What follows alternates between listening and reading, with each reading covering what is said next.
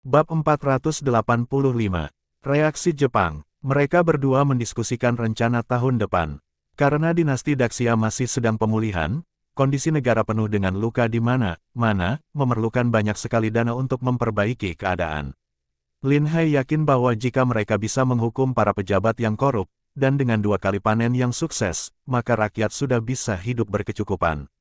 Hal pertama yang perlu dilakukan adalah memastikan rakyat cukup makan, memiliki lahan pertanian yang cukup untuk digarap, sehingga dalam beberapa tahun ke depan, mereka bisa mencapai kehidupan yang lebih sejahtera. Meskipun Lin Hai mempunyai rencana untuk membangun jalur kereta api, namun biaya konstruksi terlalu tinggi. Dalam kondisi dinasti Daxia saat ini, investasi untuk proyek sebesar itu masih belum memungkinkan. Untuk membangun proyek infrastruktur sebesar ini, semua negara musuh di sekitar perlu dikalahkan terlebih dahulu, dan setelah akumulasi kekayaan cukup, barulah proyek jalur kereta bisa dilaksanakan.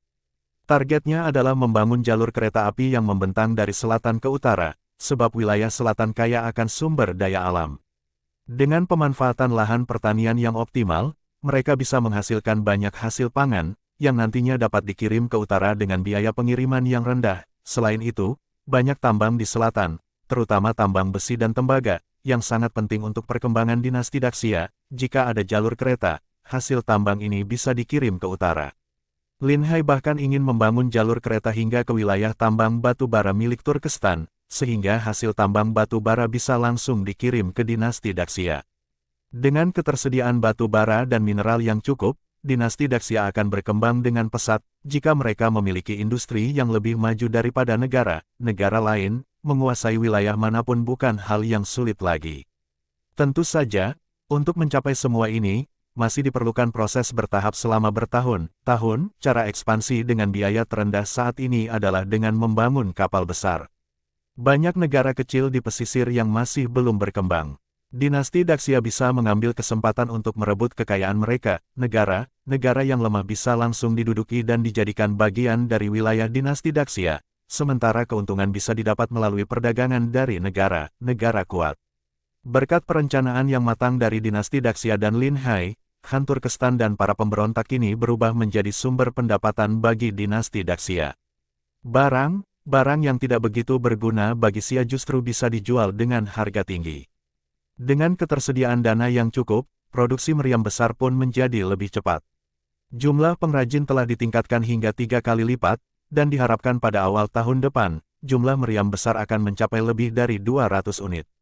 Dinasti Daxia membutuhkan minimal 2.000 meriam untuk kebutuhan yang cukup, dan kapal perang di masa depan juga akan dilengkapi dengan meriam besar. Seiring dengan perkembangan pesat dinasti Daxia, Jepang mulai merasa khawatir.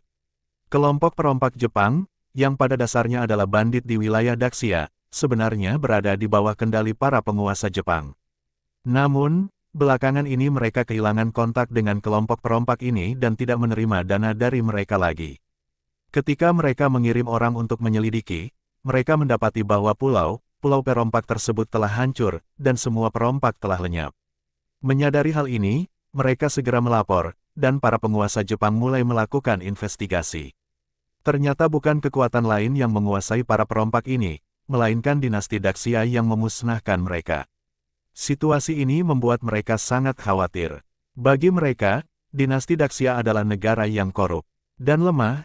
Tapi kini mereka mempertanyakan sejak kapan Daxia tiba-tiba memiliki kekuatan untuk menyerang mereka. Jepang segera mengirim mata-mata untuk menyusup ke wilayah Daxia untuk menyelidiki kondisi di sana. Angkatan Laut Daxia di Haidong menjaga keamanan dengan ketat, dan setiap orang yang mencurigakan langsung ditangkap. Kapal cepat bertenaga mesin uap berpatroli setiap hari di sepanjang pesisir, dan kapal asing dari Jepang yang tertangkap di perairan mereka segera ditahan. Setelah interogasi, diketahui bahwa mereka adalah mata-mata yang dikirim oleh Jepang. Kemudian para mata ini dipenjara untuk mencegah kebocoran informasi, dan patroli di perbatasan semakin diperketat untuk menghentikan infiltrasi Jepang. Kemudian Jepang mengirim lebih banyak mata lagi, tetapi semua yang mendekati Haidong kehilangan kontak. Di tempat lain, para mata menemukan bahwa Daxia tetap sama seperti sebelumnya. Jepang menyadari bahwa pasti ada yang aneh di Haidong. Tampaknya Daxia telah membangun angkatan laut yang kuat di sana, sampai mata-mata yang mereka kirim tidak bisa masuk, seolah ada rahasia besar di sana. Hal ini semakin membuat Jepang ingin mengetahui situasi lebih lanjut, meskipun wilayah Jepang relatif kecil dan kekuatannya lemah, namun ambisi mereka sangat besar. Tidak jarang mereka mengirim perompak untuk menyerang dinasti Daxia, bahkan bermimpi untuk menaklukkan tanah Daxia yang subur agar Jepang bisa menjadi lebih kuat.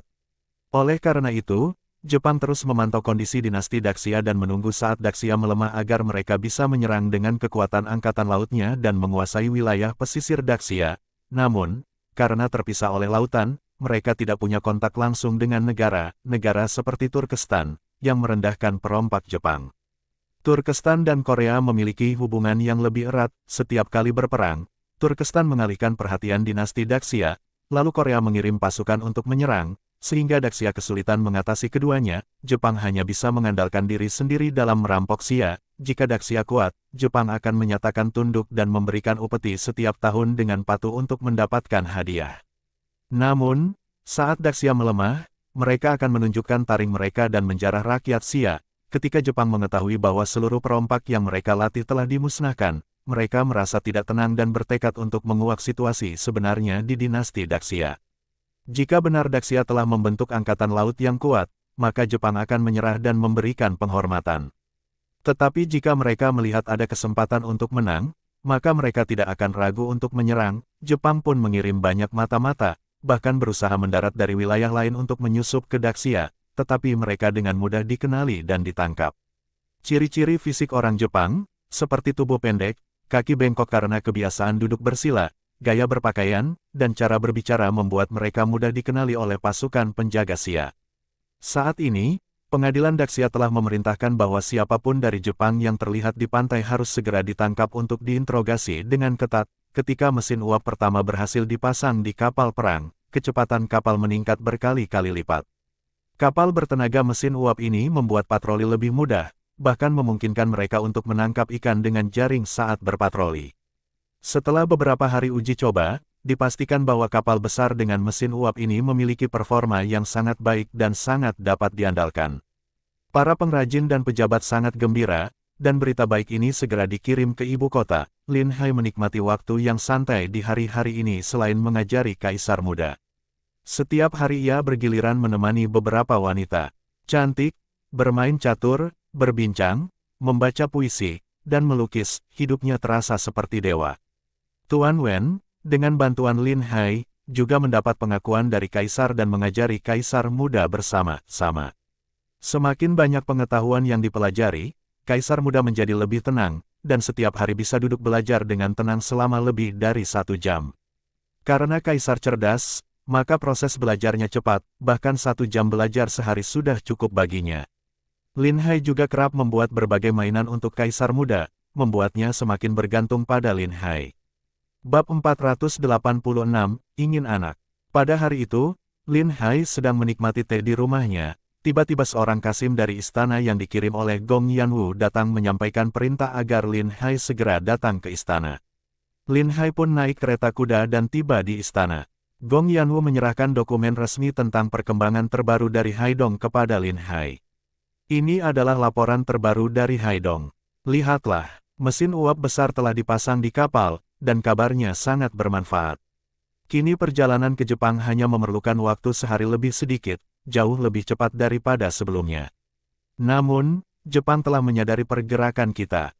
Mereka semakin sering mengirim mata untuk menyelidiki perkembangan kita. Lin Hai menerima dokumen itu dan membacanya dengan seksama. Dia tersenyum dan berkata, kerja yang bagus. Setelah memiliki prototipe pertama, maka membuat yang selanjutnya akan lebih mudah. Semoga pada musim semi tahun depan kita bisa melengkapi setidaknya 5 kapal perang besar. Dengan 5 kapal ini, kita bisa menyerang Jepang dan Goryeo kapanpun kita mau. Benar sekali, kapal yang bisa bergerak secepat itu di lautan membuatku hampir tak percaya. Meski kita berada dalam posisi menguntungkan, namun pergerakan Jepang semakin mencurigakan, kita harus berhati-hati. Apakah ada rencana yang bagus? Tanya Gong Yanwu. Tidak masalah, Jepang sama sekali tidak perlu dikhawatirkan. Tangkap semua mata yang mereka kirim, interogasi mereka, lalu pasang rantai pada mereka. Biarkan mereka bekerja sebagai tenaga kasar. Daripada membiarkan mereka tanpa guna, setidaknya kita bisa mendapatkan keuntungan dari mereka terlebih dahulu. Jika Jepang berani mengirim pasukan untuk menyerang, dengan kekuatan kita saat ini, kita bisa menghancurkan mereka dengan mudah. Sepengetahuanku, Jepang masih memiliki kelompok perompak yang kuat, yang dipimpin langsung oleh Raja Jepang. Ibu Suri bisa memerintahkan armada laut kita untuk melacak kelompok perompak ini. Akan lebih baik jika kita bisa menghancurkan mereka semua. Jepang akan mengalami kerugian besar namun mereka tidak akan berani menantang dinasti Daxia hanya karena masalah ini. Memikirkan kelompok perompak yang memiliki puluhan kapal besar membuatku sangat tergiur. Gong Yanwu tersenyum dan berkata, betul sekali, Jepang telah mengumpulkan kekayaannya selama beberapa dekade, dan sekarang kamu mulai mengincar mereka, itu mungkin nasib buruk bagi mereka. Tapi jika mereka berani memperlakukan rakyat Daxia kita seperti ini, membasmi mereka semua juga pantas dilakukan. Benar, untuk musuh tanpa moral seperti itu, tidak ada gunanya menunjukkan belas kasihan kepada mereka. Jika kita bisa mengambil keputusan tegas, kita bisa membasmi mereka sepenuhnya, lalu memindahkan rakyat kita ke sana. Hanya dengan cara ini stabilitas jangka panjang bisa dijamin. Setidaknya kita perlu membawa banyak orang untuk mengasimilasi seluruh bangsa mereka, agar mereka tidak menjadi ancaman bagi Daxia di masa depan. Sekarang armada kita sudah tak tertandingi di dunia ini, kita tidak perlu takut pada ancaman dari Jepang. Lin Hai pernah memimpin beberapa pertempuran laut. Bahkan tanpa menggunakan meriam besar, dia bisa menghancurkan kapal perompak dengan mudah. Musuh terbesar armada laut mungkin hanyalah cuaca. Setiap kali mereka berlayar, mereka perlu memperhatikan cuaca agar tidak keluar saat angin kencang dan gelombang besar. Bagaimanapun, kapal-kapal saat ini semuanya terbuat dari kayu, dan jika cuaca terlalu buruk, kapal bisa hancur karena ombak besar.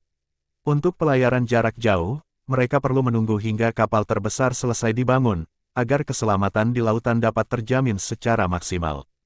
Kapal berukuran sedang yang disita dari perompak Jepang hanya dapat digunakan untuk berlayar di perairan dekat. Dengan kekuatan yang jauh lebih unggul, ancaman dari Jepang tidak lagi menjadi perhatian, mereka berdua segera menyusun strategi dan memutuskan, jika para perompak Jepang berani menyerang, maka mereka akan menghancurkan semuanya. Jika Jepang berani mendukung para perompak ini, mereka hanya akan menuju jalan kematian. Jika mereka berani mengirim pasukan, maka semua akan dimusnahkan. Populasi Jepang hanya sekitar 1 juta orang, jadi tidak perlu dipikirkan lagi. Lin Hai hanya ingin melewati tahun ini dengan tenang, lalu mengerahkan pasukan untuk menyerang bangsa Turkestan. Meski sudah menerima kabar bahwa Xiaoyao aman, Lin Hai tetap merasa khawatir. Jika tidak ada dukungan dari Daxia, mengalahkan Han Turkestan hanya tinggal menunggu waktu. Dengan hanya beberapa hari sebelum tahun baru, Lin Hai juga memberikan liburan kepada Kaisar Muda.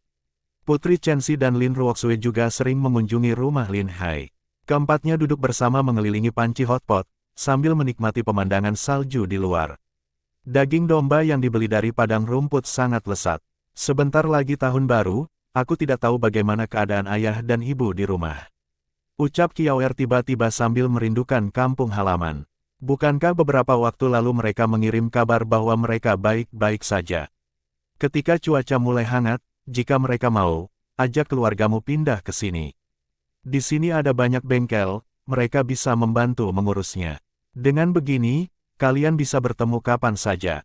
Lin Hai berkata, aku sudah menulis surat ke rumah, tetapi ayah dan ibu bilang mereka harus mengurus ladang di sana, dan mereka enggan meninggalkannya. Jawab Kiaoer, aduh, ladang seluas ratusanmu itu bisa disewakan atau suruh orang lain mengurusnya. Toh, penghasilannya tidak seberapa. Kita juga tidak kekurangan uang, kalau perlu, kita bisa membeli ladang di luar kota. Coba kirimkan surat lagi, ajak mereka datang ke ibu kota saat musim semi tiba. Lin Hai membujuk, baiklah, aku akan mencobanya. Lin Hai benar, nanti kalau kita tetap tinggal di ibu kota, akan lebih baik jika keluarga juga tinggal bersama. Lin Ruoxue menambahkan, aku setuju, nanti kalau sudah punya anak, akan ada orang tua yang membantu mengurusnya, ujar Kiaoer dengan wajah memerah, namun, dia tiba-tiba tampak sedih. Suamiku, apakah aku tidak bisa melahirkan? Kita sudah bersama begitu lama, tapi belum punya anak, jangan berpikiran begitu. Chenxi dan Ruoxue juga belum punya anak. Aku hanya lebih berhati-hati untuk mencegah kehamilan sekarang. Aku pikir setelah mengalahkan semua musuh kita, Aku tidak perlu pergi kemana-mana lagi, dan bisa tinggal di ibu kota untuk selalu bersamamu. Saat itu kita bisa punya anak kapan saja, jelas Lin Hai. Benarkah? Kiawer meyakinkan. Tentu saja, jika kamu hamil sekarang, akan sangat disayangkan jika aku tidak bisa berada di rumah saat anak kita lahir. Selain itu, kalian masih muda. Jika kita menunggu 2 atau 3 tahun lagi untuk punya anak, itu tidak masalah. Lin Hai, pendapatmu tidak sepenuhnya benar. Sebagai seorang perempuan, kita seharusnya memiliki anak lebih awal, ujar Lin Ruoxue.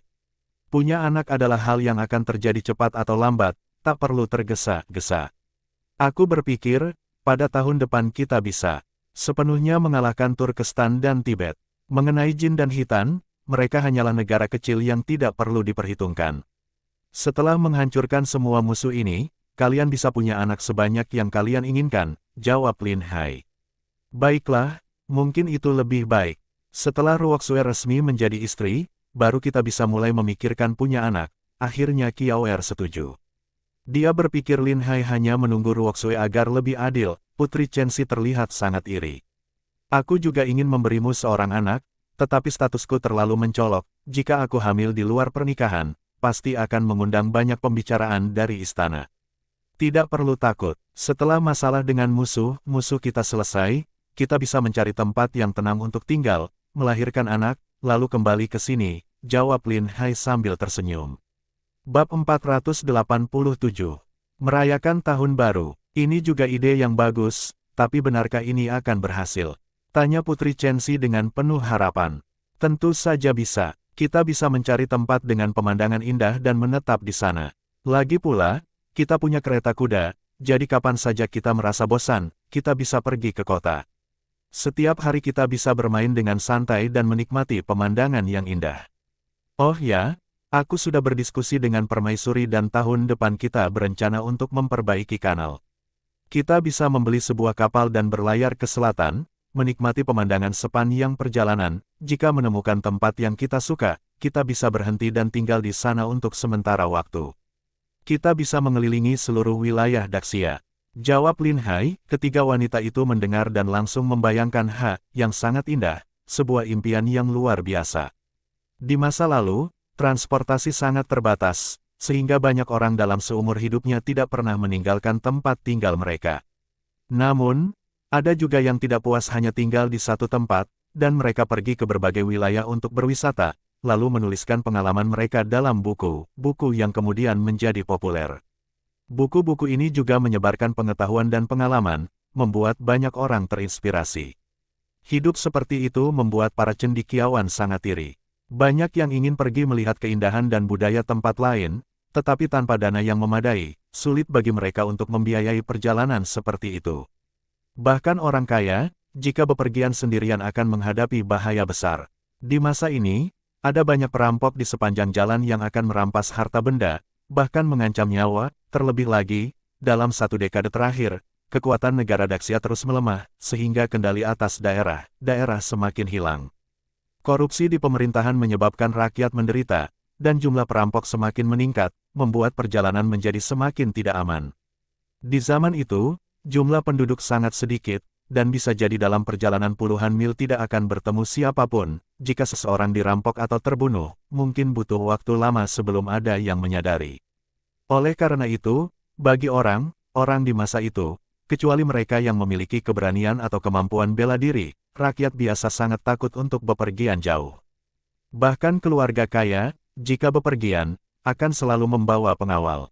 Mereka hanya berwisata ke kota atau tempat terkenal yang lebih aman karena ada perlindungan dari pemerintah dan penduduknya ramai, sehingga resiko relatif lebih rendah. Lin Ruoxue sering bepergian jauh, tetapi itu pun bersama Lin Tiangui dalam perjalanan militer, hanya untuk membantu dalam perhitungan.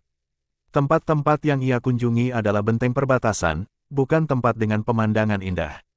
Sedangkan Putri Chenxi, sejak lahir di ibu kota, hampir tidak pernah meninggalkan ibu kota dan tidak tahu seperti apa dunia di luar. Hanya sekali saja dia pergi bersama Lin Hai ke Haidong, dan baru menyadari bahwa dunia luar juga sangat menarik. Sejak perjalanan itu, Putri Chenxi ketagihan dan berharap ada kesempatan untuk pergi bersama Lin Hai lagi. Dia membayangkan jika suatu hari nanti Daxia berhasil mengalahkan semua negara musuh, maka mereka sekeluarga akan bisa berwisata ke tempat-tempat indah. Itu pasti akan menjadi pengalaman yang indah, jadi kita sudah sepakat, tidak boleh ada yang mengingkari janji. Putri Chenxi segera berkata, tentu saja, kita bisa mengajak Yu Huasi juga. Kemampuan bela dirinya tinggi, jadi dia bisa menjaga kita sepanjang perjalanan. Jawab Lin Hai sambil tersenyum. Itu ide bagus. Xianer tidak punya teman di ibu kota, jika kita bepergian, kita harus mengajak mereka. Lin Ruoxue segera menambahkan, mereka mulai membicarakan akan pergi kemana saja di masa depan. Lin Ruoxue dan Putri Chenxi telah banyak membaca buku, sehingga mereka tahu banyak tempat indah dan terkenal. Dengan cepat, mereka menyusun daftar puluhan tempat yang ingin dikunjungi. Kiaoer yang mendengarkan pembicaraan mereka juga sangat bersemangat. Baginya, asalkan bisa bersama Lin Hai, kemanapun dia bersedia ikut. Selanjutnya, mereka mulai bersiap, siap menyambut tahun baru. Di sepanjang jalan, lampion-lampion telah dipasang, membuat malam hari tampak terang benderang. Banyak orang keluar untuk menikmati lampion dan menonton pertunjukan. Untuk membuat suasana lebih meriah dan sekaligus mempromosikan bisnisnya, Lin Hai mengadakan pertunjukan setiap hari. Ada berbagai makanan ringan yang dijual, dan banyak orang yang berkeliling menggunakan becak.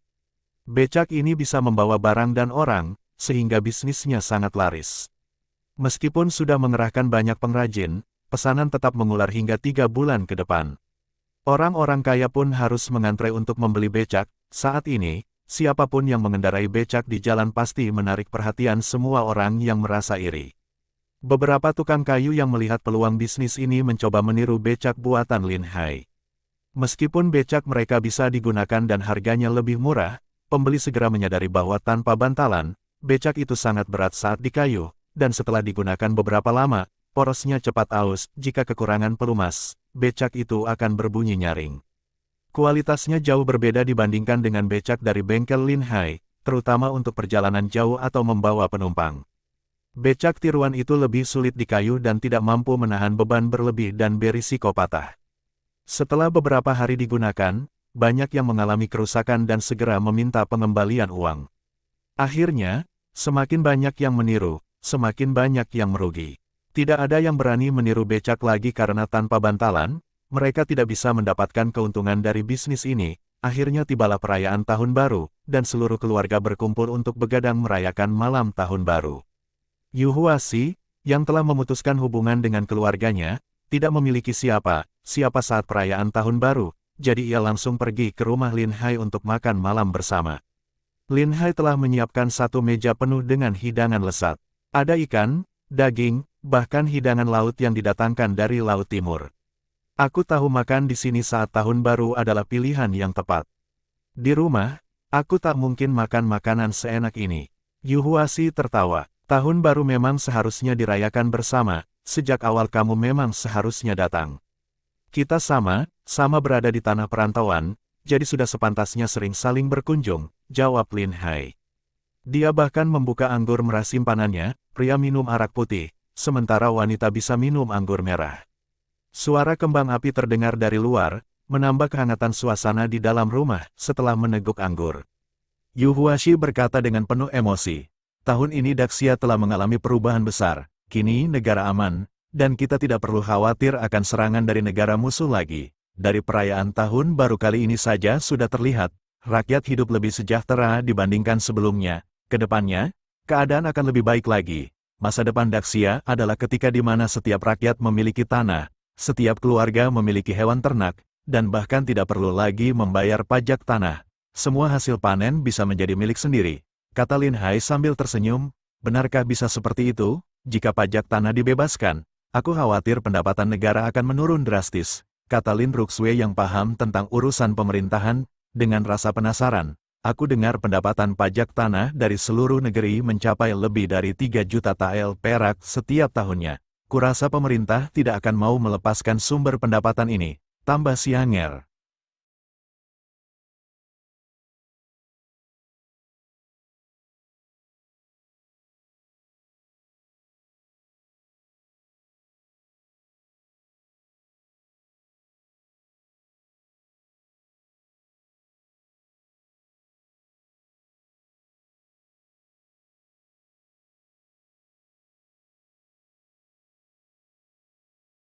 Bersambung,